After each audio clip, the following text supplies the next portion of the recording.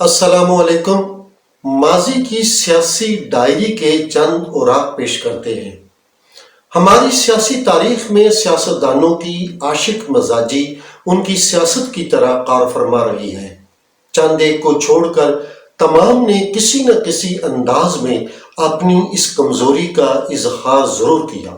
بھٹو دور میں ذوالفقار علی بھٹو کی کلفٹن میں واقع رہائش گاہ سے محض 1 کلومیٹر کی مسافت پر ایک شاندار بنگلے میں ایک باوقار اور خوبصورت خاتون حسنہ شیخ رہتی تھیں۔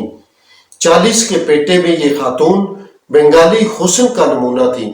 وہ وزیر اعظم ذوالفقار علی بھٹو کی تیسری بیوی تھیں۔ حسنہ شیخ کے ساتھ انہوں نے خفیہ شادی کر رکھی تھی۔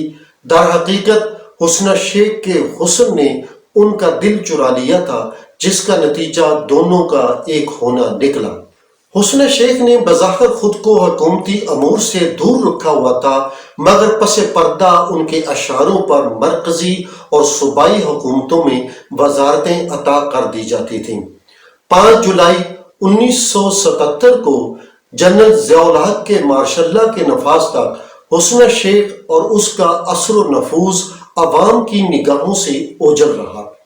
بھٹو کے ساتھ ان کی شادی بھی تب منظر عام پر آئی جب چودھری ظہور الہی نے ایک بیان جاری کیا کہ حسنہ شیخ قوم کے کروڑوں روپے لے کر بیرون ملک فرار ہو گئی ہے۔ ذوالفقار علی بھٹو اور حسنہ شیخ کی پہلی ملاقات 1961 میں ڈھاکہ کے خلیل عمر کے گھر میں ہوئی۔ اس وقت بھٹو 34 سال کے پرکشش شخصیت کے حامل، اعلیٰ تعلیم یافتہ نوجوان اور صدر ایوب خان کے چہیتے وزیر خارجہ تھے۔ حسنہ شیخ ایک بنگالی قوم پرست وکیل عبدالاحد کی بیوی اور 2 بیٹیوں کی ماں تھی۔ وہ لمبے قد کی ایک پرکشش خاتون تھی۔ ذوالفقار علی بھٹو کی پہلی شادی ان کی کزن امیر بیگم سے ہوئی۔ دوسری انہوں نے ایرانی نژاد نصرت بھٹو سے کی۔ امیر بیگم لاڑکانہ میں آبائی گھر میں اور نصرت بھٹو کراچی میں ذوالفقار علی بھٹو کے ساتھ مقیم تھیں۔ ایسے میں بنگال کے جادو نے ان پر کام دکھایا۔ بھٹو حسنہ کی ذہانت سے بہت متاثر تھے۔ دونوں میں ذہنی وابستگی 1965 میں قائم ہوئی، جس کا اعتراف حسنہ شیخ نے 1990 میں ایک انگریزی میگزین کو دیے گئے انٹرویو میں بھی کیا۔ تہمینہ دورانی نے اپنی کتاب میرا سائیں میں بھی حسنہ شیخ اور بھٹو کی ملاقاتوں کا ذکر کیا ہے۔ 1969 میں حسنہ شیخ کو اس کے بنگالی شوہر نے طلاق دے دی، چنانچہ بھٹو کا راستہ صاف ہو گیا۔ وہ حسنہ سے شادی کرنے ہی والے تھے کہ گرفتار کر لیے گئے۔